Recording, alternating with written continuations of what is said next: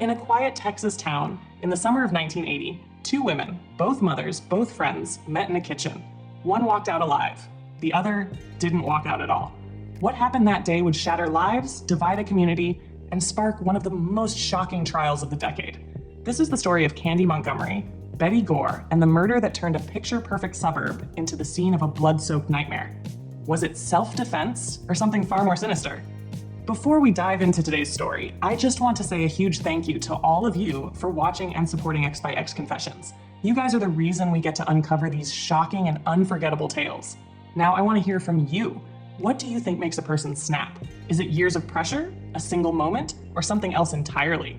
Drop your thoughts down in the comments below. And if you're as hooked on these stories as I am, don't forget to smash that like button, hit subscribe, and ring the bell so you never miss a new upload. Trust me, the next one's gonna blow your mind, and you don't want to be the last to know. All right, let's get into it. I always thought suburban life was supposed to be quiet. The kind of quiet that lets you sleep soundly, knowing the biggest threat to your world is a dandelion popping up in the lawn. Wylie, Texas had that kind of quiet, or so it seemed. Rows of freshly painted houses, the hum of sprinklers, the chatter of children riding their bikes down streets named after trees. It was a place where people smiled, waved, and asked you how your Sunday service went, even if they didn't care about the answer. I've come to learn that places like Wylie have a different kind of quiet. Not peaceful, stifling. The kind of quiet that wraps around your chest and squeezes until you feel like you can't breathe, where the only way to escape is to pretend the walls aren't closing in. People hold their smiles too long, keep their secrets too deep, and when the cracks finally show, it's always ugly. On a hot summer day in 1980, that ugly came out swinging. A woman named Candy Montgomery walked into her friend Betty Gore's house on a street like any other, in a town like any other, and left it soaked in blood. An axe, 41 blows, and a dead woman left behind. That's the story everyone knows, but the story everyone knows is rarely the whole truth. Candy wasn't some shadowy figure skulking in the night. She was a church-going mother, a woman who baked casseroles and taught Bible study. Betty wasn't some stranger. She was her friend. They sat together at potlucks and watched their children play. Whatever drove one to kill the other wasn't a matter of chance.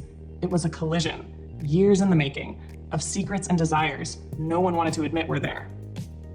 This wasn't supposed to happen in Wylie, but maybe places like Wylie are exactly where it happens most. When everyone's too busy playing happy families to see the cracks, too polite to ask the questions that matter, the pressure builds and builds until someone snaps. They called it self-defense. They called it a crime of passion. The jury called it not guilty. But when I think about Candy Montgomery and Betty Gore, I don't think about the trial. I think about the quiet.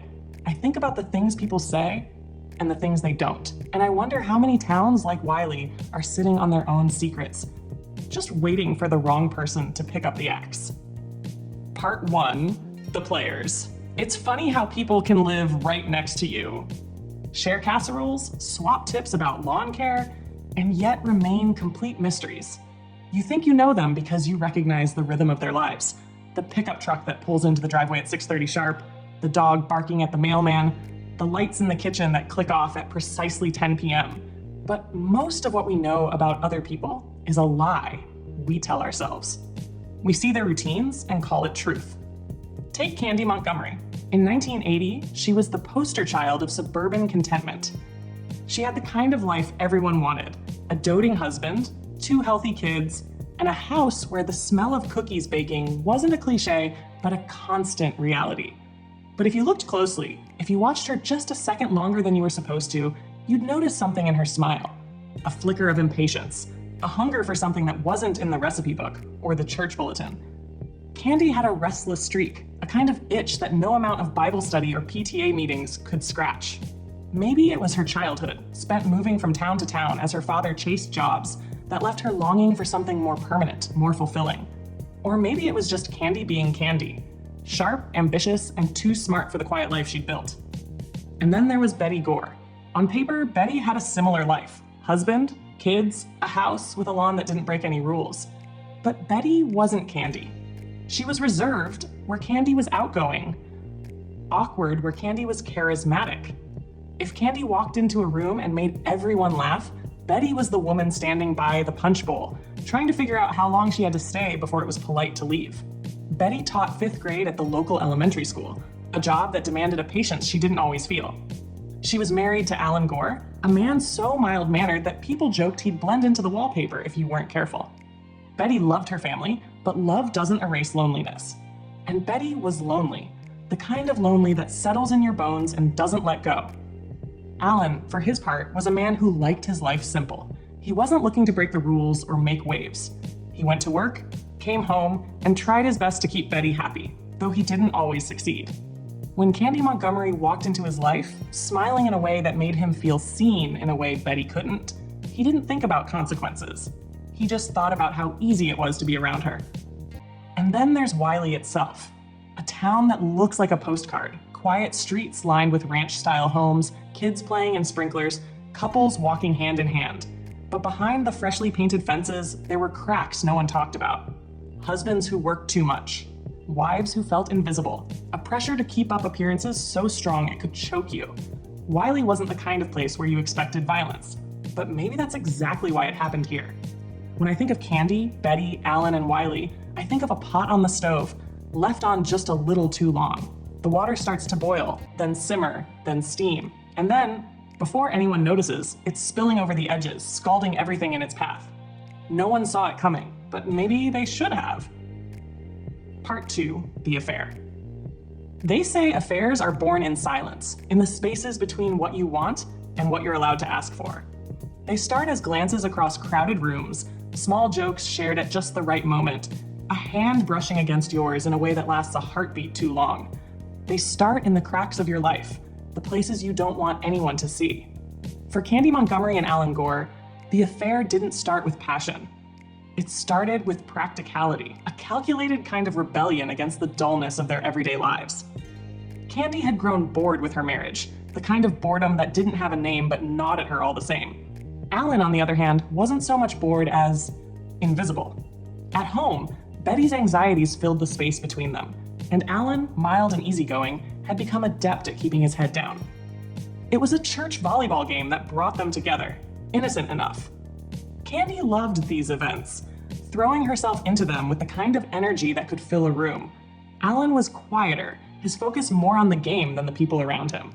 But when Candy teased him about missing a spike, something shifted. He laughed. Not a polite laugh, but a real one. The kind that came from somewhere deep. And Candy noticed. It was slow at first, the way these things often are. Conversations lingered a bit too long after Sunday school, a shared glance during a hymn. And then one day, as they stood by their cars in the church parking lot, Candy just said it. "Would you ever be interested in having an affair?" She said it like she was asking for the time, her voice steady, her expression neutral. Alan didn't answer right away. He wasn't used to women like Candy, direct, confident, unafraid to speak the things most people wouldn't dare think. But he didn't say no, either. He told her he'd think about it, and she nodded, as if they just discussed whether to bring a casserole to the next potluck. They laid out rules, like people trying to contain a wildfire with a fence. It wouldn't be emotional. It wouldn't interfere with their families. It would be discreet, controlled, nothing messy. Candy even made a list. No falling in love, no leaving their spouses, no public displays of affection. They thought rules could keep them safe. For a while, the affair was just what they wanted it to be, a secret escape from the monotony of their lives. Candy liked the thrill of it, the way Alan's attention made her feel alive. Alan liked the ease of being with Candy, how she didn't ask for more than he was willing to give. They met in motels, exchanged furtive glances at church, and carried on like nothing had changed. But affairs, no matter how carefully planned, are messy by nature. The rules they set, those neat little boundaries, couldn't hold up against the tide of guilt and longing that began to seep into their lives. For Alan, the guilt came first. He wasn't built for deceit, and every time he walked into his home and saw Betty, the weight of what he was doing pressed down a little harder. For Candy, it was frustration. She wanted Alan to be more than he was, bolder, braver, less tethered to his quiet, cautious ways. And then, as quickly as it began, it was over. Alan ended it, deciding that the risk wasn't worth the reward. Candy didn't fight him on it, not directly, but in the back of her mind, something twisted. It wasn't about love or loss. It was about rejection. Candy Montgomery wasn't used to being told no, and though she didn't say it out loud, she wasn't ready to let the affair disappear completely. From the outside, no one suspected a thing. Candy and Alan returned to their routines, their families, their church. But the affair didn't disappear. It lingered in the background, a quiet shadow that would grow darker and sharper until one day it would take on a life of its own. Part 3, the murder.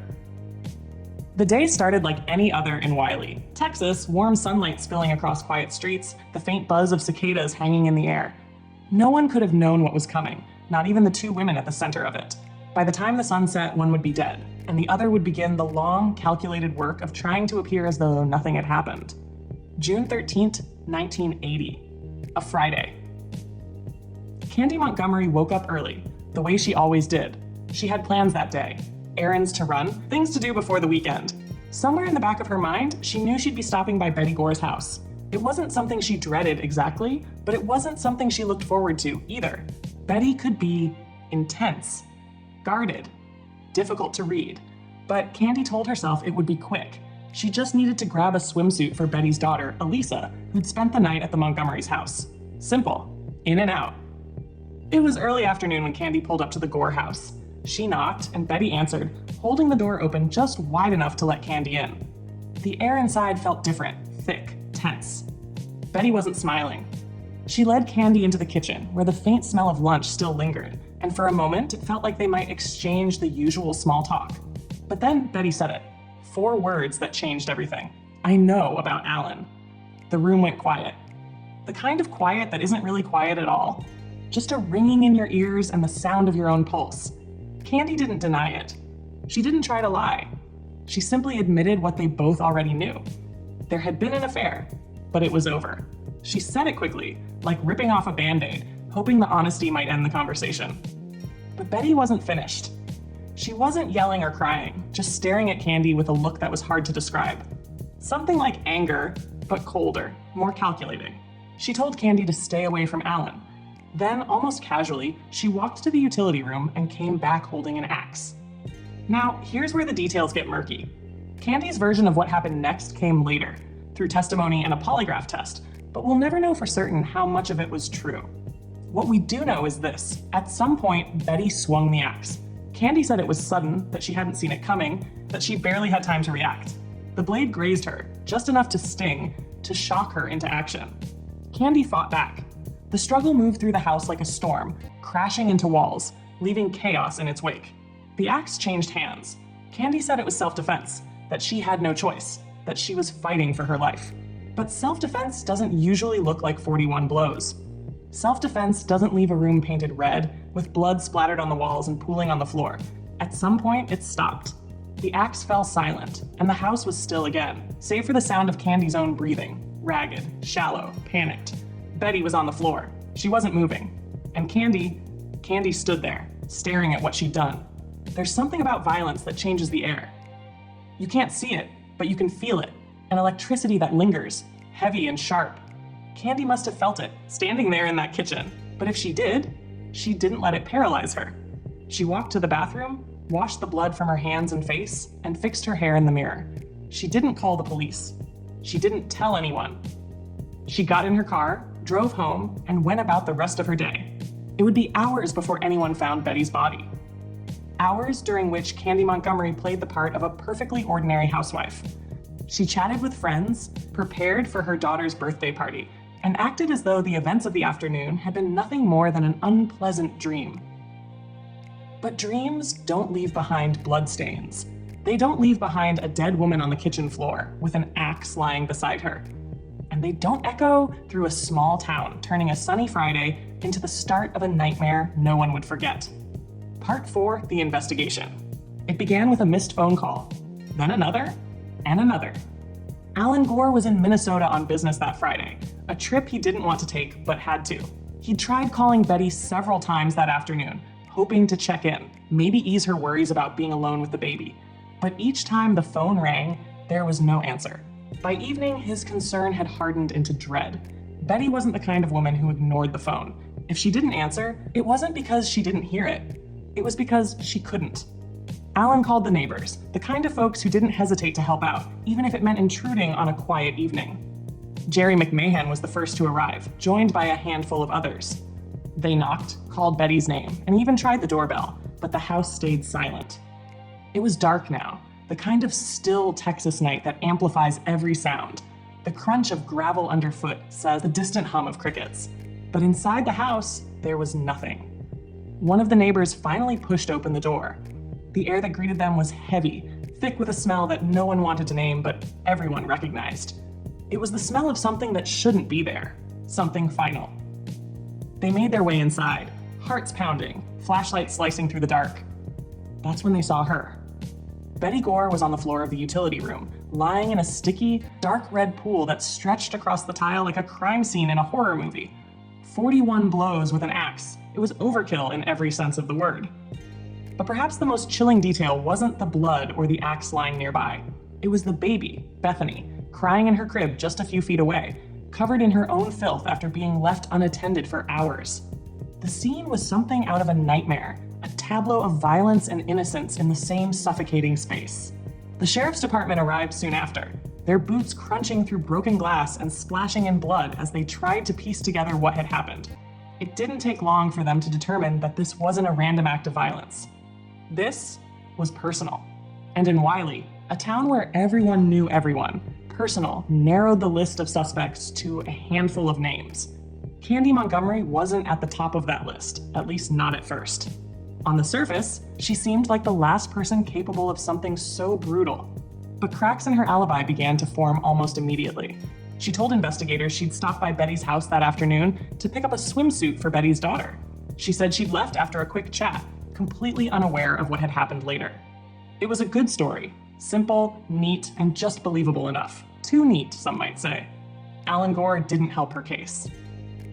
When the investigators questioned him about his relationship with Betty, he hesitated, then admitted what he'd been avoiding all along. He'd had an affair with Candy. The moment those words left his mouth, the investigation took a sharp turn. Candy's name, her face, her carefully constructed alibi, suddenly it all seemed more complicated. Detectives started putting pressure on Candy. They asked about her afternoon, where she'd been, who she'd spoken to. They pressed her about the affair, about Betty, about whether the confrontation had turned ugly. But Candy didn't flinch. She stuck to her story, her voice calm and steady, her answers perfectly rehearsed. It was almost too perfect, as if she'd practiced every word in the mirror. The real break in the case came not from what Candy said, but from what she couldn't hide. Forensic evidence told a different story. There were traces of blood on Candy's shoes, tiny flecks that she'd tried to scrub away but hadn't completely erased. There were inconsistencies in her timeline, gaps that couldn't be explained by a simple visit to pick up a swimsuit. And then there was her demeanor, cool, almost detached, in a way that didn't sit right with the detectives. The pressure mounted, and Candy eventually agreed to take a polygraph test. It was during that test that her story began to unravel. She claimed self-defense, said that Betty had attacked her with the axe first, that she'd only fought back to protect herself. But 41 blows? That wasn't self-defense. It was rage, pure and unfiltered. The kind of rage that comes from years of resentment boiling over in an instant. The sheriff's department handed the case over to the district attorney, and the headlines practically wrote themselves. In a town like Wiley, this wasn't just a crime. It was a spectacle. The kind of story that drew whispers in grocery store aisles and hushed conversations over backyard fences. Candy Montgomery, the church-going mother with the charming smile, was now Candy Montgomery, the prime suspect in one of the most brutal murders the town had ever seen. And as the investigation drew closer to its conclusion, one thing became clear. The quiet streets of Wiley would never be the same. Part 5, the trial. Trials have a way of turning messy human lives into theater. The courtroom becomes a stage, the lawyers its playwrights, and the jury the audience, waiting to deliver its applause or its outrage. Candy Montgomery's trial was no different. It was the kind of performance people traveled miles to see, packing the courtroom until there wasn't an inch of standing room left. This wasn't just justice on display. It was spectacle, pure and simple. The trial began on October 21st, 1980, in McKinney, Texas, a short drive from Wiley, but far enough to avoid the taint of local gossip. The courthouse had a strange stillness to it, as if the walls themselves were holding their breath. Outside, crowds gathered, some out of curiosity, others out of fury. People wanted to see the woman who'd done it, the woman who, by her own admission, had picked up an axe and delivered 41 blows. They wanted to hear her explain how she could call it self-defense. The prosecution wasted no time painting Candy as a cold-blooded killer. They called her actions excessive, brutal, and deliberate. 41 blows, they repeated like a mantra, hammering it into the jury's minds. Betty Gore's autopsy photos, shown in stark black and white, told the story in a way words never could. The room fell silent when they were displayed, save for the sharp gasps of spectators who couldn't look away. The prosecution argued that Candy had every chance to leave, to run, to seek help, but instead they said she chose to stay and finish what she'd started. Tom O'Connell, the district attorney, leaned into the imagery of the crime. He described the axe as a weapon of rage, wielded by a woman who'd reached her breaking point. His voice rose and fell with practiced precision, like a preacher delivering a sermon. But this wasn't a story about salvation. It was a story about revenge. The defense, led by Don Crowder, took a different approach. They didn't deny what had happened. That would have been impossible. Instead, they framed it as an act of survival. Candy, they said, had been pushed to her limit, first by Betty's accusations, then by the physical attack that followed.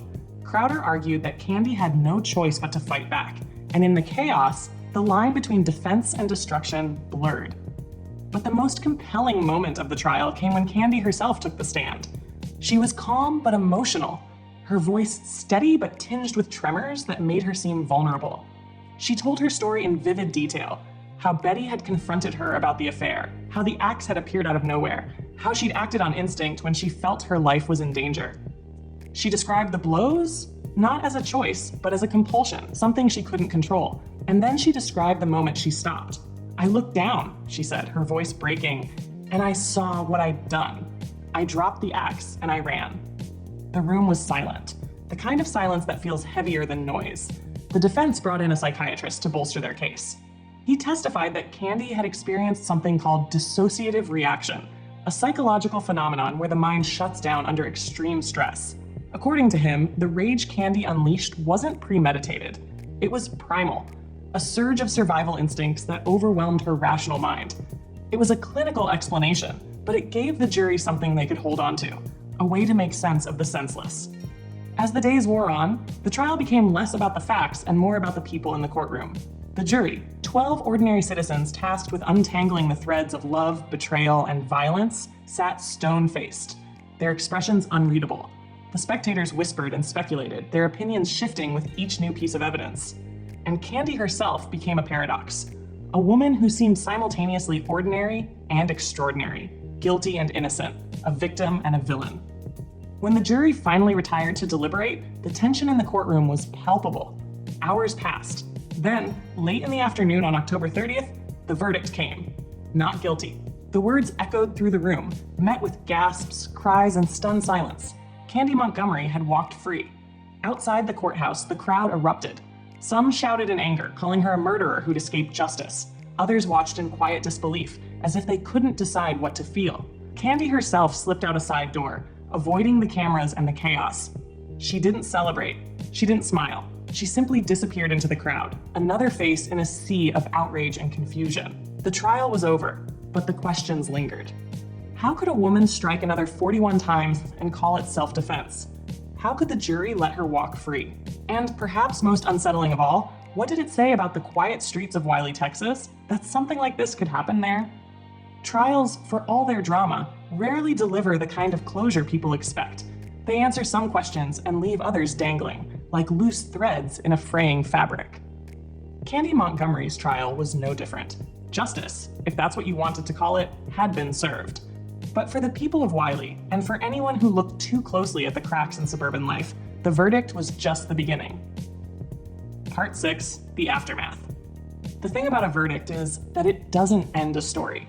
It simply draws a line between one chapter and the next. When Candy Montgomery walked out of that courthouse, she was free. But Wylie, Texas wasn't. The town remained frozen, haunted by the echoes of 41 blows and the verdict that followed.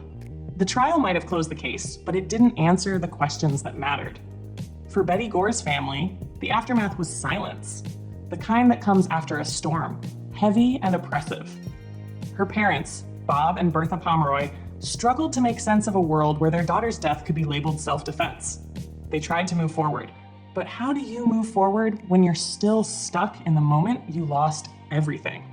Betty's two young daughters, Elisa and Bethany, were left to grow up with the shadow of their mother's absence, a shadow that no explanation could ever erase. Candy Montgomery didn't stick around to see the fallout. She and her husband, Pat, packed up their lives and left Texas. It was as if they'd vanished into thin air, retreating into the anonymity of a new town, new neighbors, new routines. People whispered about her. How could they not? But Candy didn't care. She'd stood in front of a jury, bared her soul, and walked away with her freedom. To her, that was the end of it. But for the people of Wiley, it was far from over. The trial had exposed something they'd been too afraid to name: the cracks beneath their perfect suburban facades. It wasn't just about Candy and Betty anymore. It was about all of them. The secrets they kept, the pressure to keep smiling even when everything felt wrong, the unspoken rules that told women to be quiet, to endure, to keep the peace no matter the cost. In the weeks after the trial, the streets of Wiley felt different. Neighbors who'd once shared backyard barbecues now avoided each other's gaze. The gossip that had fueled the town before the trial turned into something darker, a kind of collective unease that no one could shake. For years, the town had prided itself on being a haven, a place where people could raise their families in peace. But now, it felt like the mask had slipped. The media didn't help. They swarmed Wiley in the days after the verdict, painting it as a town divided, a place where justice had been twisted into something unrecognizable. Reporters knocked on doors, asking questions no one wanted to answer. For Wiley, the Candy Montgomery case was a wound that refused to heal. And then there were the bigger questions, the ones that lingered long after the headlines faded. What does it mean to call 41 axe blows self-defense? Was Candy Montgomery a victim, or was she a killer who got away with murder? And what does it say about a society that forces women into roles so rigid that violence becomes their only way out? Years later, when I think about Candy and Betty and the events of that summer, I don't think about the trial or the verdict. I think about the quiet moments, the ones that came before the storm. I think about Betty standing in her kitchen, wondering if her life would ever be enough. I think about Candy driving to Betty's house, rehearsing the small talk she'd use to mask her discomfort. And I think about Wiley, with its manicured lawns and white picket fences, hiding the kind of tension that can only grow in silence. The case didn't just change the lives of the people involved. It changed the way people thought about the suburbs, about marriage, about the pressures that simmer just beneath the surface of polite society. It became a cautionary tale, not just about murder, but about what happens when people ignore the cracks until they shatter. For Candy, for Betty, for Wiley, the story didn't end with the trial. It lived on, in whispers and headlines, in books and TV movies, in the collective memory of a town that never wanted to be remembered for something like this. And maybe that's the real tragedy. Not just the blood spilled, but the silence that let it happen. Epilogue. Stories like this don't have clean endings. The people may move on, the courtroom may grow quiet, but the echoes of what happened linger. The blood gets scrubbed away, but it leaves a stain, not on the floor, but on the lives of those left behind. After the trial, Candy Montgomery disappeared into obscurity. She and her husband, Pat, left Wiley, leaving behind the whispers, the judgment, the stares that followed her wherever she went. Some say they moved out of state, reinventing themselves in a town where no one knew the name Candy Montgomery. Others say she changed her name entirely, shedding her past like an old coat. Wherever she went, she stayed quiet. No interviews, no memoirs, no public attempts to explain what happened that day in Betty Gore's kitchen. Betty's family, meanwhile, had no such luxury. The Gore name remained a fixture in Wiley, tied forever to the crime that shook the town. Betty's daughters grew up without their mother, raised by relatives who tried their best to shield them from the truth. But in a town like Wiley, the truth has a way of finding you, no matter how carefully it's buried. For them, the questions about their mother's death would never be just courtroom fodder. They would be personal, raw, and unanswered. And what of Wiley? The town that prided itself on its quiet streets and close-knit community? It carried the weight of the story for years, its name whispered in the same breath as Candy's and Betty's, as if the town itself had been complicit. Wiley didn't crumble, but it changed. The people stopped trusting each other the way they had before. Doors were locked earlier. Smiles at church were a little tighter. And beneath it all was a simmering unease, the kind that comes when you realize that even in the safest places, the worst can happen. I think about this case often, not just for what it was, but for what it says about us. About the fragile lives we build, the pressures we endure, and the things we're willing to overlook to keep the peace. Candy and Betty were two sides of the same coin, both trapped in lives that demanded too much and gave too little. Candy found her escape in an affair, a fleeting rebellion against the confines of suburban life. Betty found herself clinging tighter to the rules, trying to hold on to something that was already slipping away. And then there's the axe, the blunt, brutal symbol at the center of it all. 41 blows, they said.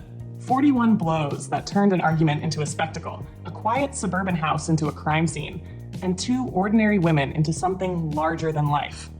41 blows that left a town reeling and a nation wondering how it had come to this. Maybe that's why this story lingers.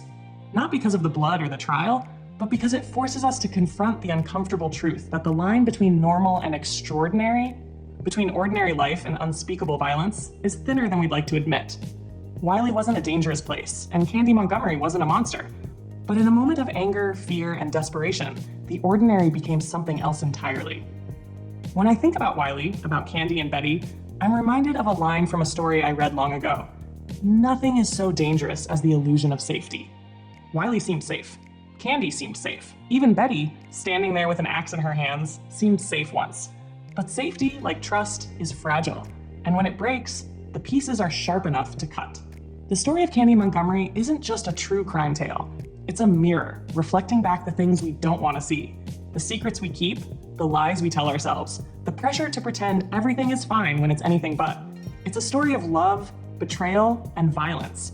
But most of all, it's a story of what happens when the quiet life we've built for ourselves becomes too quiet to bear. And so we turn the page, not because we have all the answers, but because we don't.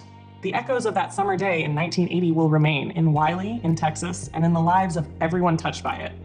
But the story, like the people, must move on.